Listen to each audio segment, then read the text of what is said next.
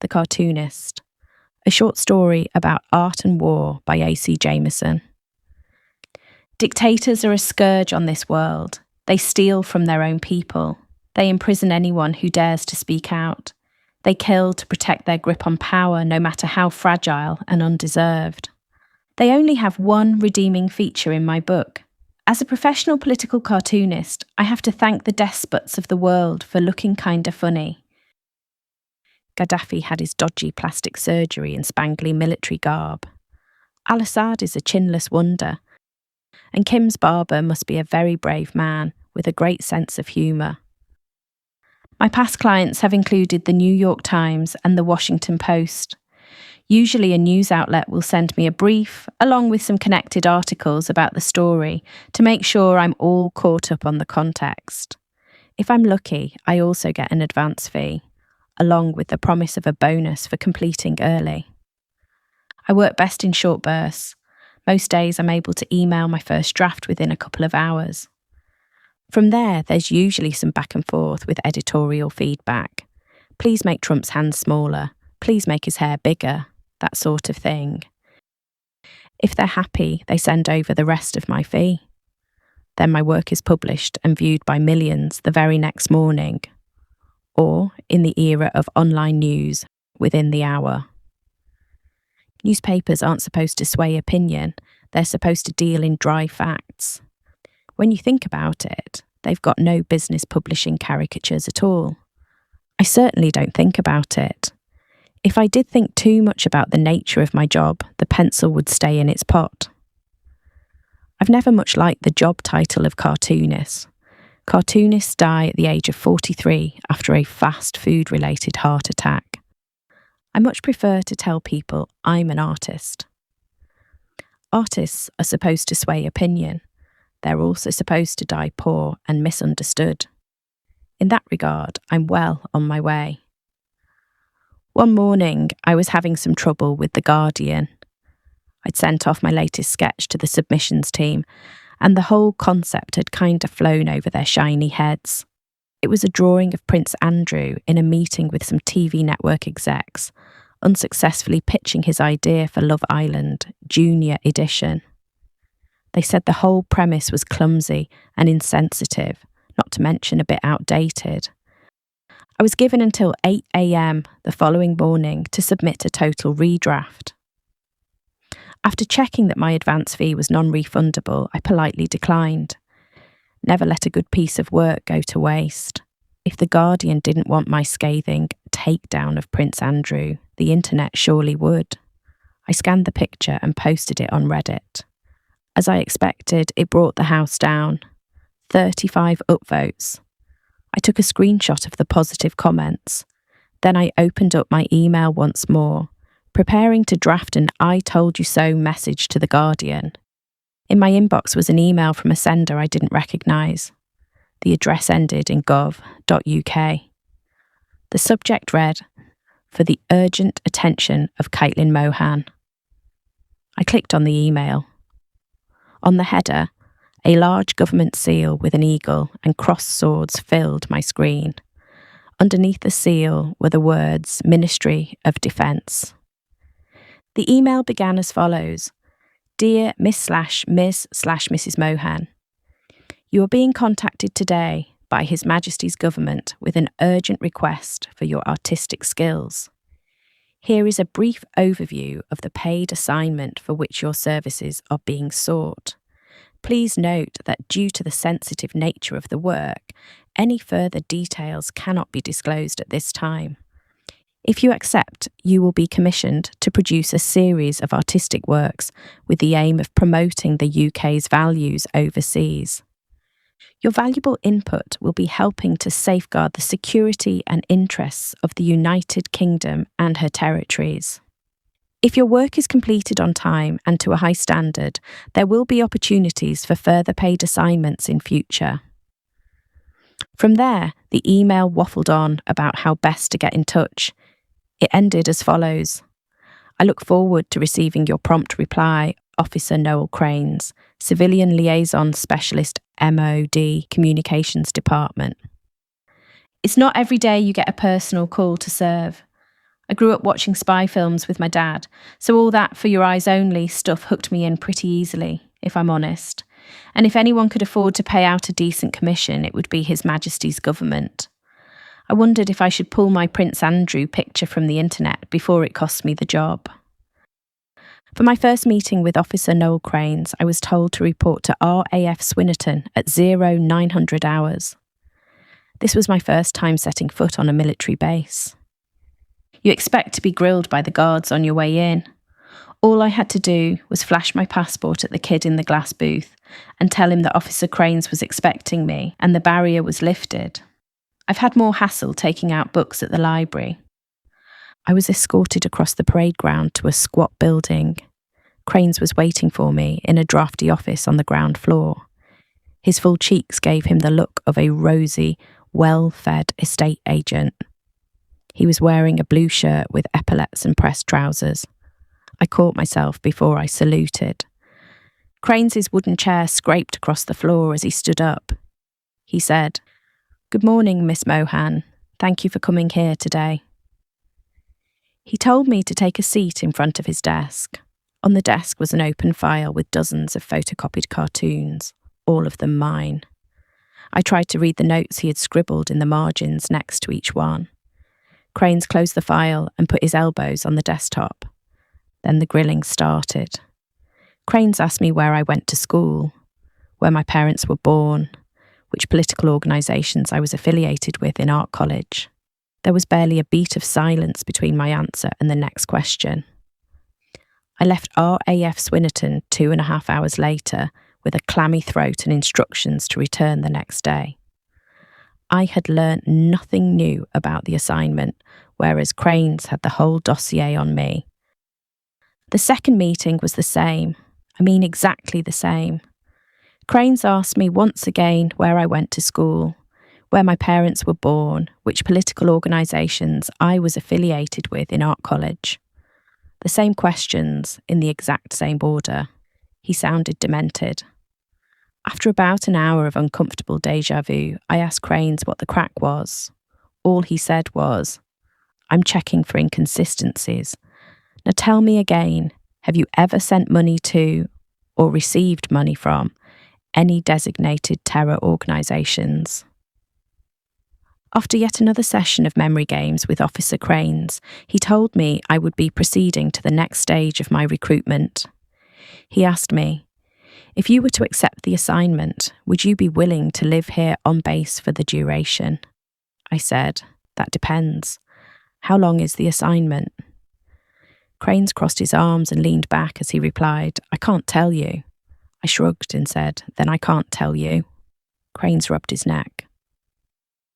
On the phone, I told Cranes I'd had enough of his secret squirrel shit. I wouldn't come back to the base until I had some idea of what they needed me for and how much they were willing to pay. Cranes began to reply. He sounded irritated. I hung up, cutting him off mid-sentence.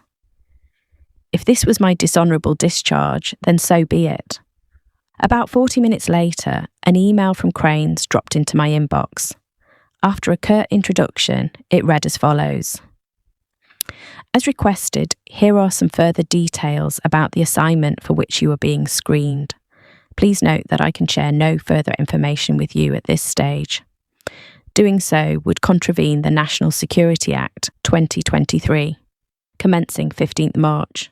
You will be required to live continuously on base at RAF Swinnerton for a period of approximately 21 days.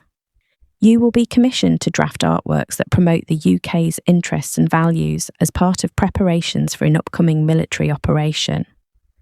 You will be expected to work in daily shifts commencing at 0800 hours, finishing at 0530 hours each day. For security reasons, you will be confined to barracks with 30 minutes of recreational activity at midday and a supervised trip to the mess hall 3 times each day. With the exception of your allocated supervisors, you are to have no contact with anyone else on or off the base. This extends to communication online or by phone. You will be paid a standard rate of £150 per day, with food, drink, and all other reasonable expenses covered. Please respond to confirm whether or not you are willing to participate. For scheduling reasons, your prompt reply would be much appreciated. I became an artist because I enjoy the free life. None of this sounded particularly free or inspiring. Still, I did the maths. I'd be making over $3,000 in 3 weeks, possibly more.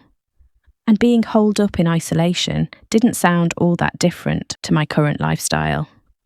I emailed Cranes back. I told him I was in. They sent me an inventory of items to bring. I was only allowed 1 suitcase. As well as toiletries, clothes, and medication, I was also responsible for bringing my own art supplies. Electronic devices were strictly prohibited. I was told to report to the base at 700 hours on the 15th of March.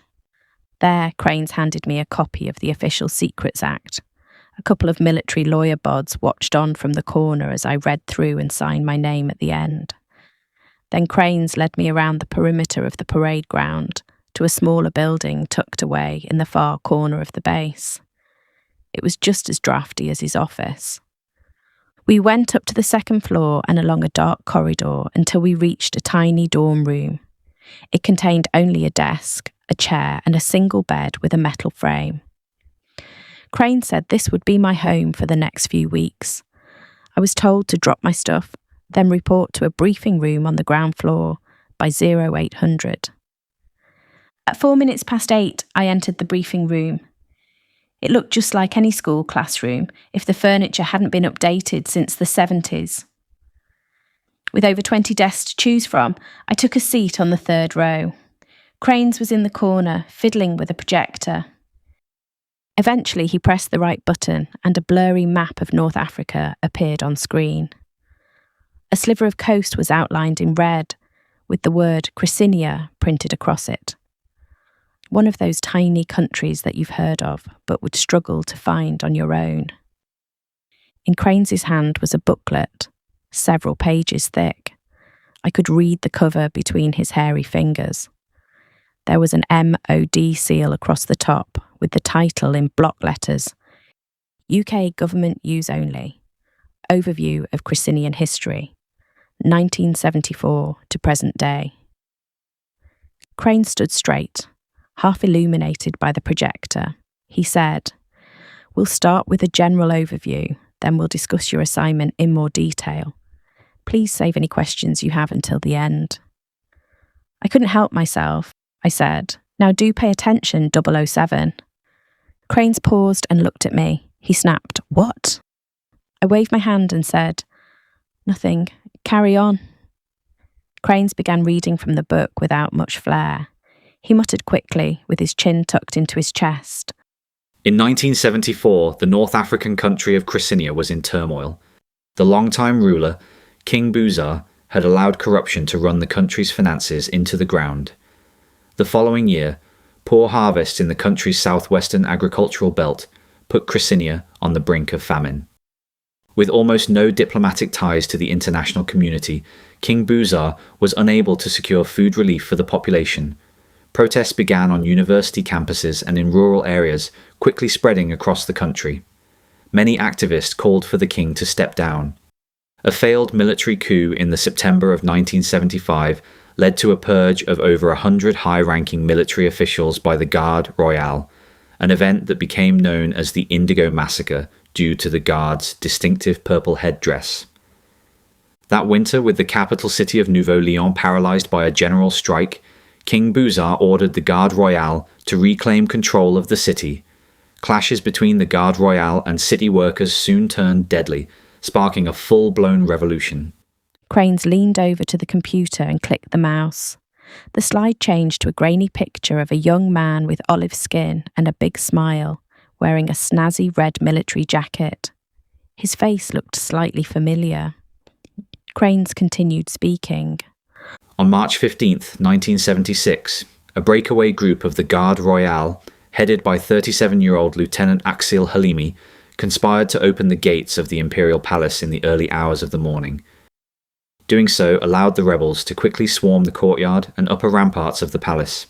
With the guards heavily outnumbered, most opted to surrender peacefully, although a faction of die-hard royalists chose to dig in and defend a network of tunnels beneath the palace's newly constructed guard headquarters.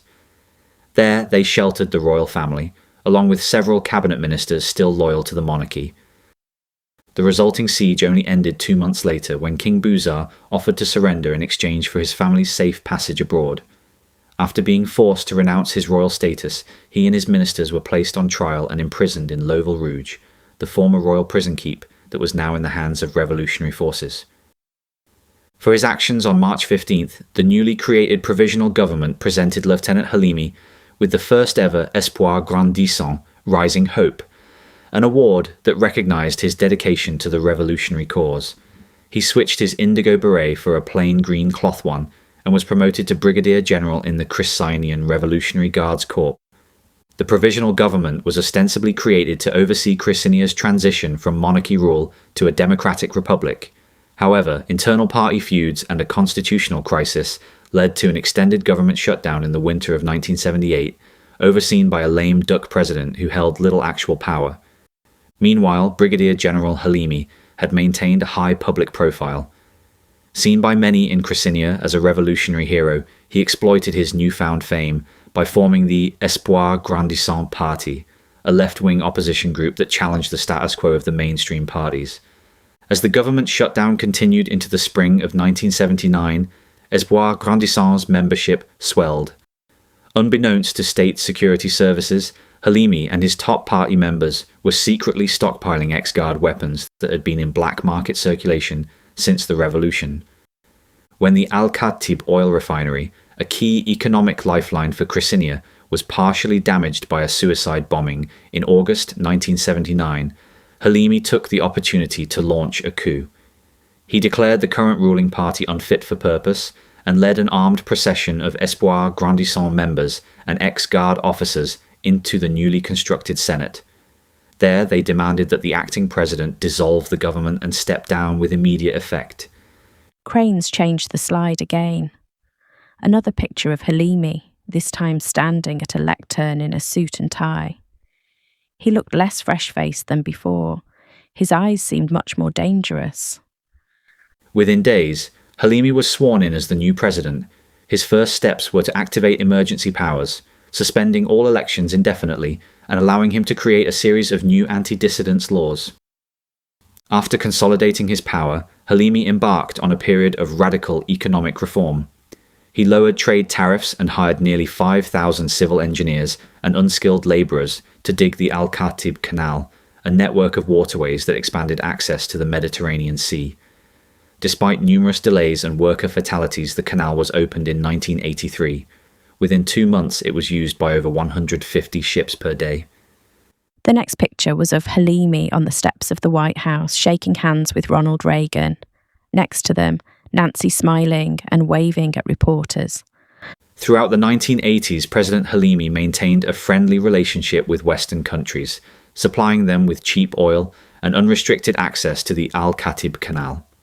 Human rights groups expressed concern at his treatment of opposition figures, but a charismatic leadership style and shrewd political calculations allowed Halimi to remain firmly in power. The first major threat to his authority came in 1991, when the former King Buzar, now aged 84 and still imprisoned in Lovel Rouge, was diagnosed with a terminal brain tumour. Buzar's eldest son, 17-year-old Prince Arif Buzar, put in a formal request to fly into Crissinia from Canada, where he had been living in exile since early childhood, in order to visit his father before he passed. Halimi refused this request, but seemingly underestimated the level of popular support the former monarchy still held amongst conservative sections of the population. When the elder Buzar died alone in his cell on the 15th of September 1992, Halimi was forced to deploy the army to maintain public order in Nouveau-Lyon. During this time, he also narrowly survived an assassination attempt carried out by pro-monarchy loyalists. Halimi was left partially paralysed by a gunshot wound to his lower spine. Following the 1992 Troubles, Halimi became increasingly authoritarian. He outlawed all news outlets except for Espoir 24, a state-run broadcaster. He also set up a new branch of secret police, with headquarters on the top 3 floors of his private residence, the former Garde Royale building inside the Imperial Palace complex. Over the next 2 decades, sightings of Aksil Halimi became less and less common. During this time, public duties were mostly carried out by his son Yanis, who had been formally named as President Halimi's successor. On January 17, 2008, the senior Halimi died at the age of 68 due to complications during spinal surgery.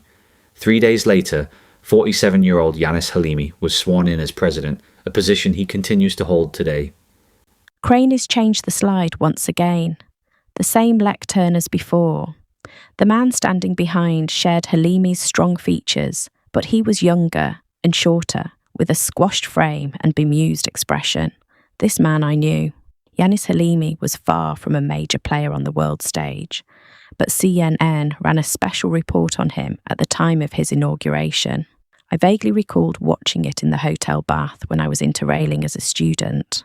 When your job is to see people through the lens of caricature, you appreciate a face and body like Yanis Halimi's. He looked like his father, standing in front of a funhouse mirror. Almost unconsciously, my index finger began sketching a broad, round shape across the desk. Within days of taking power, Yanis Halimi had begun to close Chrysinia off from the world. Embassies were shut down, with ambassadors and foreign journalists either expelled or arrested. Today, the country is almost a total pariah state. Internet access is heavily restricted, relations with the West are strained, and the tourism sector in Chrysinia is virtually non-existent, with the UK Foreign Office advising against all but essential travel. In January of 2026, during his annual state address on PITTSBURGH 24, President Halimi expressed a desire to reintroduce heavy tariffs on oil exports and also to begin charging foreign shipping companies extortionately high tolls to use the Al-Khatib Canal. Intelligence suggests he intends to use these funds to bolster the Chrysian armed forces, thereby strengthening his own position. As of March 2026, the UK government's official position is that these levies are counter to the principles of free and fair trade, as well as extremely damaging to both the global economy and the prospering of the Chrysian people. Crane shut off the projector and closed the booklet. He told me I had a 5-minute break, then we would be discussing my assignment. I stood up from the desk, planning to step out for some fresh air. Cranes gestured for me to sit down. He said, "I'm afraid your isolation period's already begun. I can't let you out of this room until everyone else is back in barracks for the night." I asked him when that would be. He said, 2000 hours. That's about 12 hours from now. That night I lay on my bunk. There was a security light right outside my window. The threadbare curtain did nothing to block out the beam. It was bright enough to draw, not that I felt like drawing anything. For the rest of the day, Cranes had gone over my assignment in detail. After reminding me for the 15th time that this information was not to leave the room, Cranes dropped the big news. He said, "As we speak, the US and UK are planning a joint operation to invade Chrysinia and depose Halimi." I told him, "Of course we fucking are." As soon as his little booklet had mentioned the threat of oil price hikes, I'd guessed where the conversation was going. I may be an artist, but that doesn't mean I'm clueless about the way of the world. We've all seen this play out before. I could even tell you how it's going to end. Our own squaddies coming back in boxes, with dead civilians littering the streets of Chrysinia. I asked Cranes, when the US and UK were cooking up this plan for regime change, had the Chrysian people been consulted on their interests? He seemed to have rehearsed his answer beforehand. He told me, "We believe the overwhelming majority of the local populace wish to see a return of the Buzar monarchy." I asked him, "And you mean the old guy who died in prison?" Crane said, 2 years ago, the CIA were contacted by Prince Arif Buzar, the son of the former king. He expressed a desire to return his family to power in Chrysinia and stated that he would be very grateful for any help the West could provide. That is the primary objective of Operation People's Will. From there, Cranes filled me in on my role in this grubby little war. With no internet access in Chrysinia, print media still dominates. In the run-up to the invasion, I was to produce a series of posters that US and UK planes could airdrop over Chrysinian towns and cities in order to undermine Halimi's authority and pave the way for the return of Prince Buzar, the US's latest pet. Then 2 weeks from now, when the airdrops begin and Western boots hit the ground in Chrysinia, I would be expected to react to events in real time. For the first week of the invasion, Cranes would give me hourly briefings on the war's progress, and my posters would need to reflect developments as they occurred. If Halimi cried and shat his pants on a live TV broadcast at 10 a.m, then I'd need an image and a headline ready by 11. By midday, thousands of copies would be printed out at our AF Akrotiri in Cyprus and loaded into the waiting planes, ready to be scattered across Chrysinian airspace. Cranes talked up the assignment pretty well. I would be playing a vital communications role, he said, winning hearts and minds, helping our boys. I had no illusions. I was being asked to create war propaganda. As I rolled over, the frame of my bunk squeaked. I thought again about the money I was getting for this gig, courtesy of the British taxpayer. The one thing this world has plenty of is starving artists. If I didn't take it, someone else would be lying here in a shot. The next morning, my career as a state-sponsored artist officially began. My first brief read as follows. Draw scene with following elements and descriptors. President Yanis Halimi, villainous, cowardly, physically inferior. Prince Arif Buzar, noble, beneficent, physically strong. The Chrysinian people, dignified, enduring. That was it. I'd expected a certain amount of word salad when I agreed to government work, but this took the piss. I asked Cranes if he could be any more specific about what was expected of me. He just said, I don't write these. They're sent over by the higher-ups in comms. The people whose only job was to communicate clearly, and this was the best they could manage. I sharpened my pencil, then tried to interpret their cryptic clues. Are you ready for an art lesson? I'm a big believer in the rule of thirds. That is, when composing a scene, you shouldn't place your subjects in the middle of the frame. Instead, they should have approximately 1/3 of empty space on one side and 2/3 on the other. This allows them to dominate the foreground while the scenery behind them sings. The human eye likes that. Next time you watch a half-decent movie, notice how rarely the person speaking is in the centre of the shot. If there's a secondary subject visible in the same shot, they're often placed in the background, filling up the opposite third of the screen. Then between them, there's a third of fresh air. This is a quick way to show power dynamics between a strong character and a weaker or less trustworthy one. Just think about Mufasa strutting about in The Lion King, while his brother Scar slinks about and schemes over his shoulder. This kind of visual shorthand is my bread and butter. According to the research, I have people's attention for an average of 1.4 seconds. Telling a story in that time means quick, clean characterization. From the file I'd been handed, I studied a photograph of President Yanis Halimi's face. Whereas Axil Halimi had chiselled confident features, Halimi Jr.'s default expression seemed hostile and defensive, as if he constantly felt the weight of his father's legacy. His head was perfectly round, placed directly onto a pair of weedy shoulders that slowly widened out to a large pelvis. When I was a kid, that body shape was known as the Heinz bottle. Arif Buzar, on the other hand, he'd won the genetic lottery for leaders. Square jaw, tall frame. He was awfully skinny, mind you, but that's where my pencil can add a few pounds of muscle. Flipping to a new page of my pad, I began to sketch a rough outline. 2 hours later, the deadline for my first draft was up. Cranes entered the room without knocking and asked to see what I'd produced. I handed my sketch pad over. He studied the drawing for a lot longer than 1.4 seconds. Overall, I was pretty happy with this one. The main focal point was Prince Buzar, standing atop a plinth-shaped rock, nobly passing baskets of food into the arms of the loyal Cressinian people that congregated all around him. Then in the background, the diminutive Halimi, with his back turned, watching the proceedings over his shoulder with contempt. I pointed out to Cranes how I'd gone to great lengths to capture Halimi's calculating yet shifty air. An artist shouldn't really need to explain their work, but Cranes seemed like he needed a little help understanding it. After a long silence, he said, "Do you mind telling me why they're all dressed like cats?"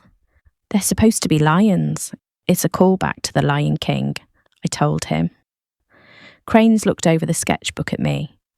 I explained that Buzar is supposed to be like Simba, the rightful king returning to Pride Rock to overthrow Halimi the Pretender. Cranes told me he'd never seen the Lion King. The sad bastard. I said, "All right, fine. At least everyone else will get it." Cranes informed me that Disney movies, like most Western media, had been heavily restricted or banned in Crescenia since the 1992 uprising. He rubbed his eye with his thumb and said, "You're expecting them to understand a reference to a 30-year-old movie that they can't buy, that was made in a country they can't visit, in a language they can't speak." Cranes told me to read my file again. He said he'd be back in 20 minutes. Then he left the room. It didn't take too long to rub out the ears and noses on each figure and replace them with human ones. The overall message still worked, I suppose.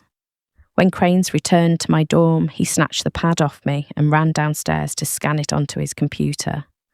Apparently the comms people were already getting ticked off with the delay. After Cranes had dropped my sketchpad back off, I lay down on the bunk with my arms crossed over my eyes. Drawing well consumes a lot of my mental energy. Most artists, like regular people, overlook the importance of recharging.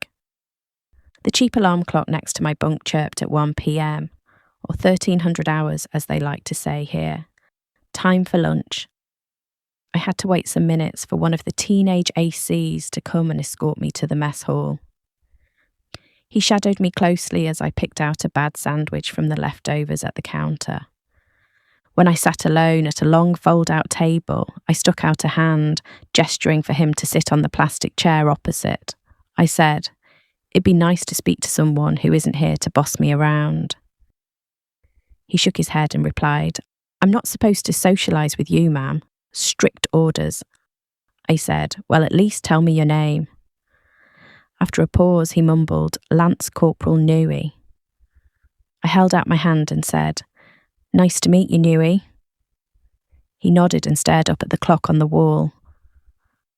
After watching me walk around the empty parade ground for 30 minutes, Newey said he would return me to the barracks. The next brief would be coming shortly. I sat back at my desk. My sketchpad lay open on top of it. Without really thinking, my eyes wandered over the first cartoon I had submitted that morning. For some reason, this is usually the point when any errors will jump off the page. This time was no different. A giant, glaring mistake leapt out and slapped me across the face.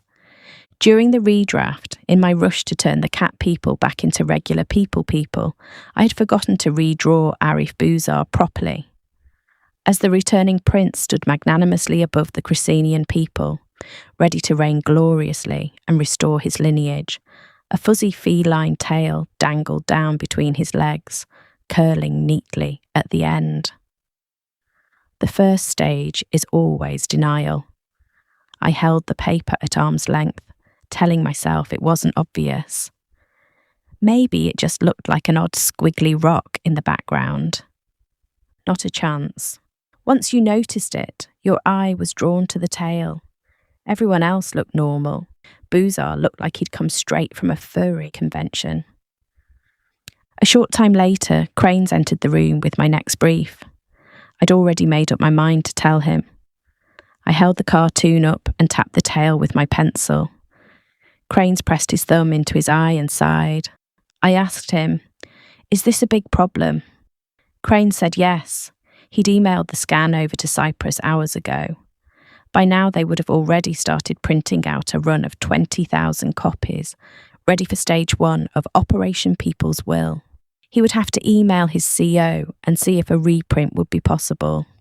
His voice had a note of barely contained anger. I said, "Usually my editors will double-check everything before they go to press." Officer Crane slapped the next brief down on my desk.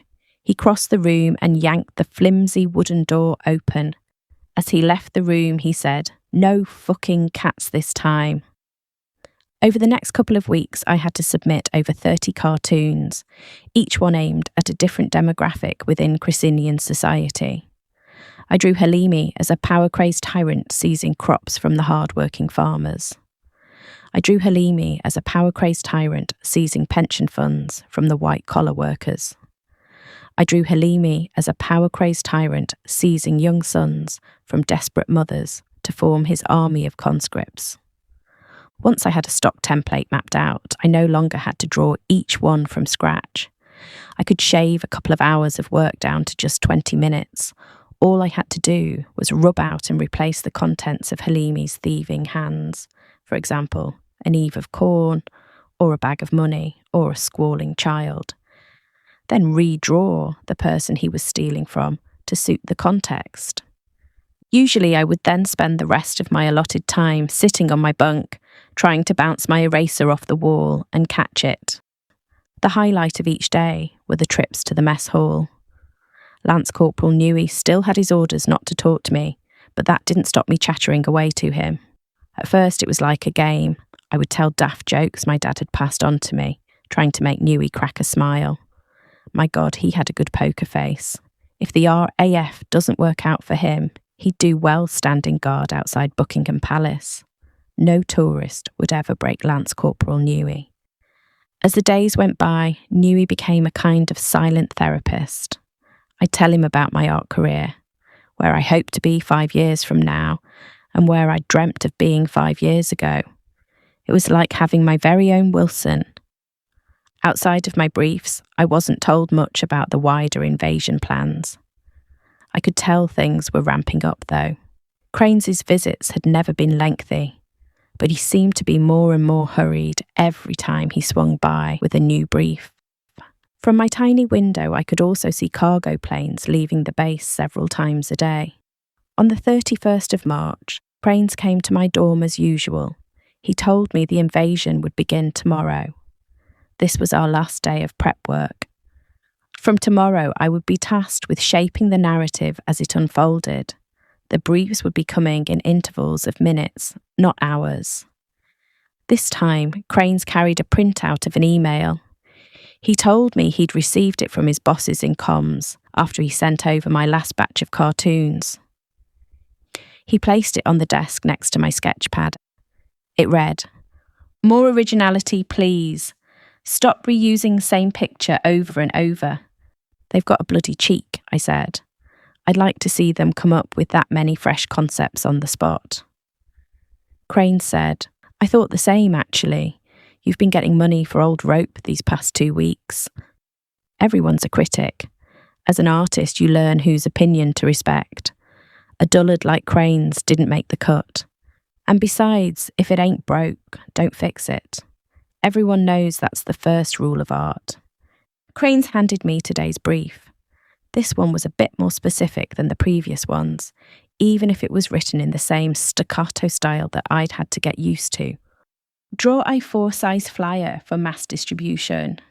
Primary goal is to assuade Cressinian people that UK and US forces are only present in their country to assist with nation building.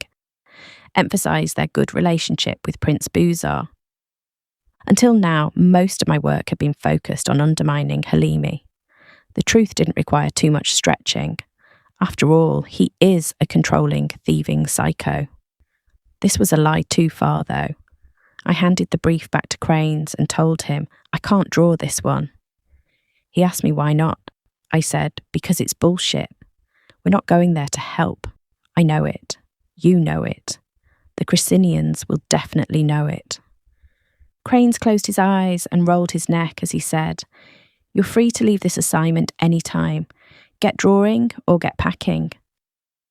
On Crane's next visit, he took one look at my flyer and said, "Are you trying to make some kind of statement?" I said, "I thought that was the whole idea." He sighed and pressed his thumb into his eye. He had been doing that a lot more recently. His eye was beginning to look bloodshot. Cranes asked me, "Do I really need to explain why this is unacceptable?" I didn't need him to say anything. I had drawn the incoming PITTSBURGH standing tall, with one foot placed atop the bloodied corpse of President Halimi, who had crosses over his eyes and his tongue lolling out. Flanking Cressinia's new leader, a British and American soldier in combat fatigues were jubilantly throwing banknotes up in the air. The money rained down on Buzard's head and shoulders, Sepp Blatter style. Behind them, an array of oil derricks sprang eternal, gushing thick black oil across the desert sand. I asked Cranes if it was too on the nose. I was hoping he'd really lose his rag this time. Even if they kicked me off the assignment, it would have been worth it. Cranes just squinted out the window. Another cargo plane was taking off, probably headed to Cyprus, loaded with all the things you need to kickstart a regime change. Eventually he said, "We'll be making a big difference for the Cressinian people. You know that, don't you?" I laughed and said, "By dropping bombs on their cities and taking their oil, you mean?" Crane said, "This is their chance to get the boot off their neck, but only if tomorrow goes well. You can't go to war in half measures. We need everyone pulling as one." I told Officer Cranes that if he wanted a mindless doodling machine, there were plenty of hack artists willing to leave their consciences at the gate. If I think something is wrong, I have to express it. Crane smiled for the first time since I met him, perhaps for the first time in his life. It didn't sit all that well on his face. He asked me, "We interviewed nearly a dozen artists for this assignment. Why do you think you got it?" I told him that most artists are scatterbrained. It's rare that someone has the skills, experience, and efficiency to do this kind of down-to-the-wire creative work. He can't have interviewed many people like me. Crane said, "I interviewed plenty of people just like you. Except I have to say, most of them had a bit more talent. Of all the candidates we fielded, you were the only one we judged to be old enough, unlucky enough, and poor enough to park your principles for a few weeks." I said, "You're wrong. Maybe I am strapped for cash, but my principles are solid." Crane stood up. He was still smiling as he replied, "And yet here you are. Have that flyer ready to go first thing tomorrow, please." That evening in the mess hall, I didn't say much to Newey. He seemed to be waiting for me to talk. I gave up on my soggy chips and pushed the plate away.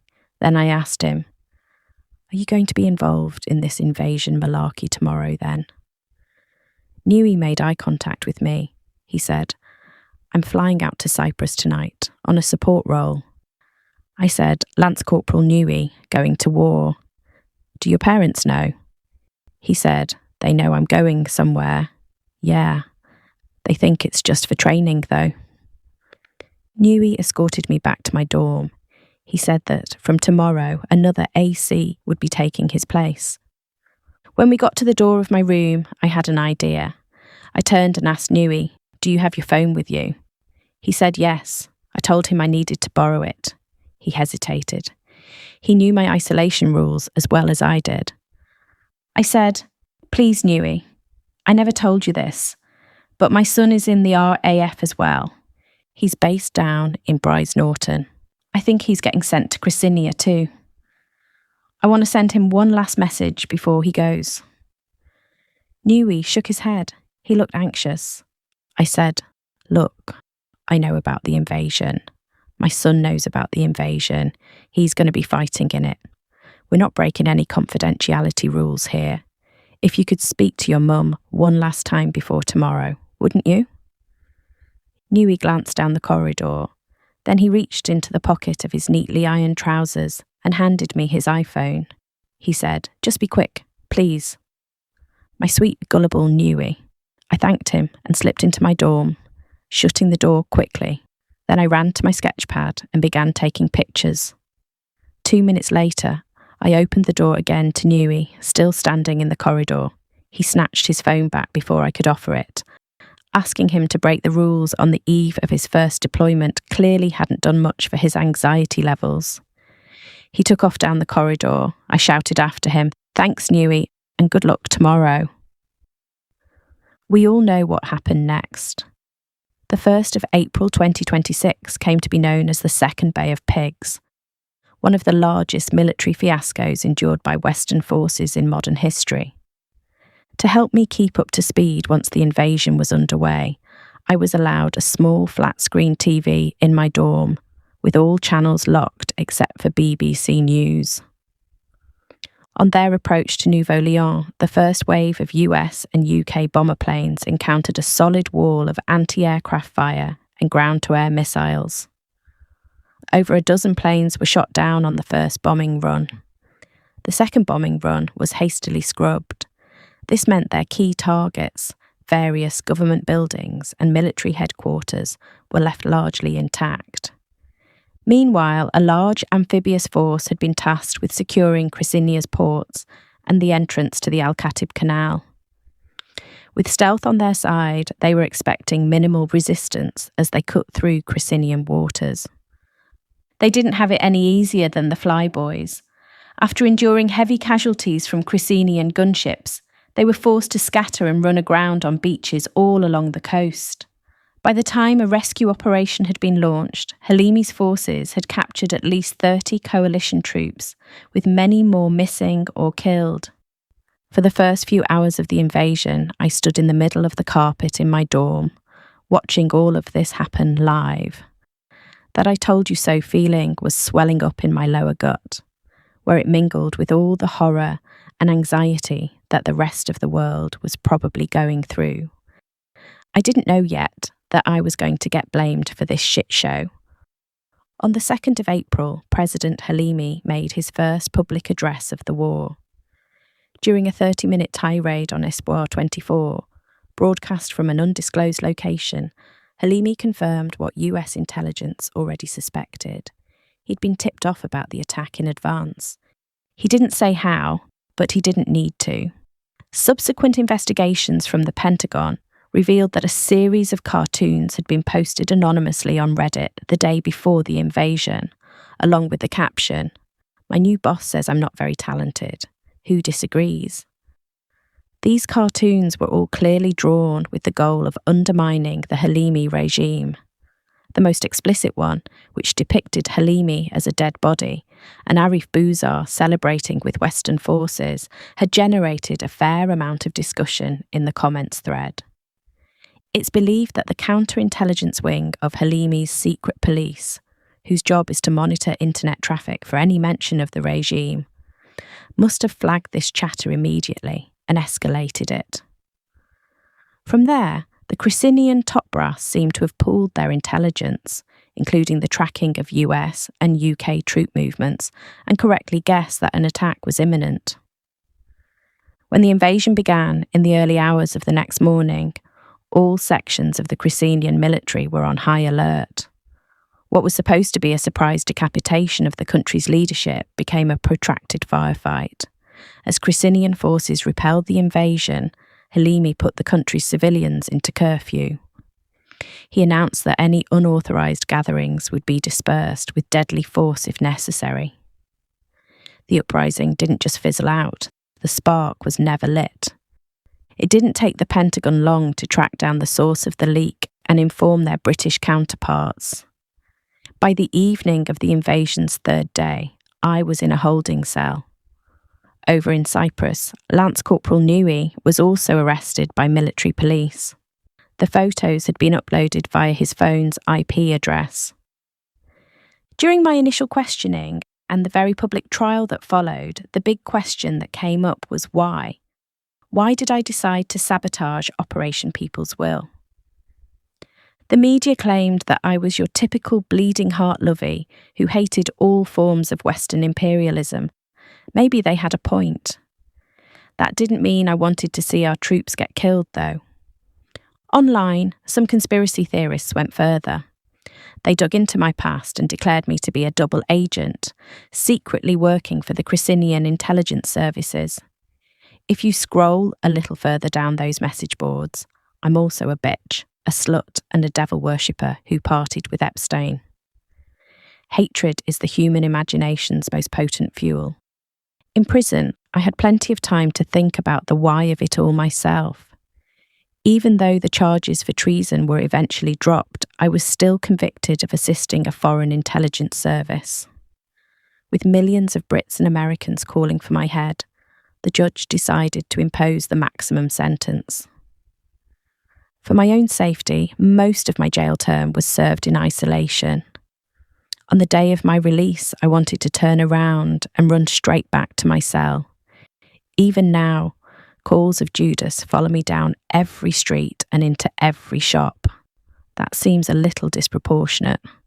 Judas's betrayal only led to one person's death. I got well into double digits.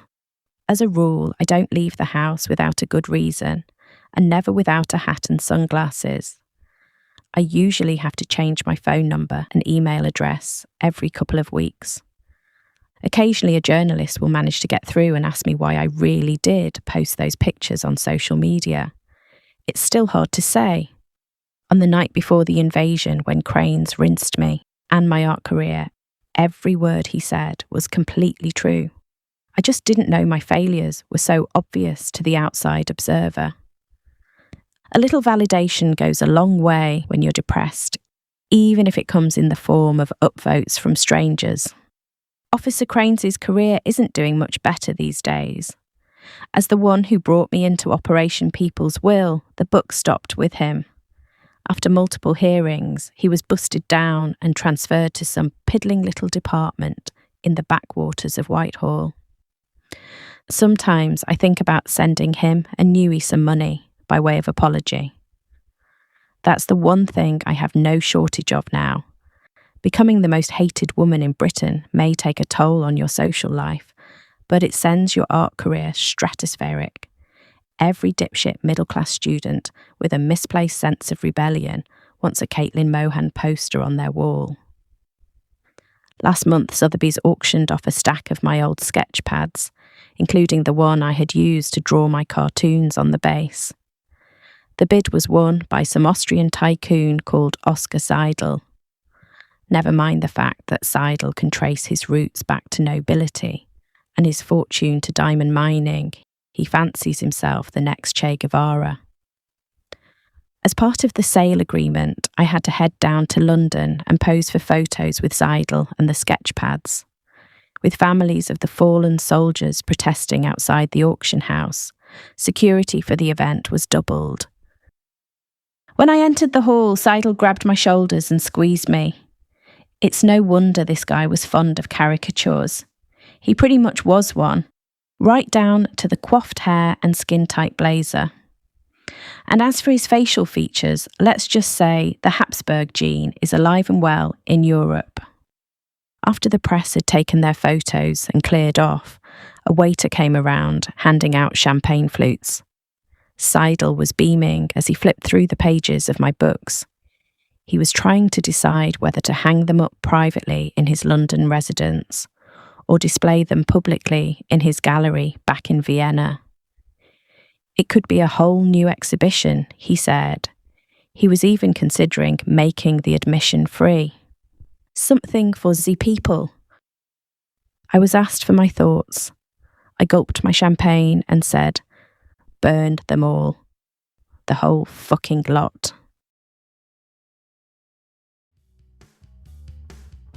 Thanks for listening.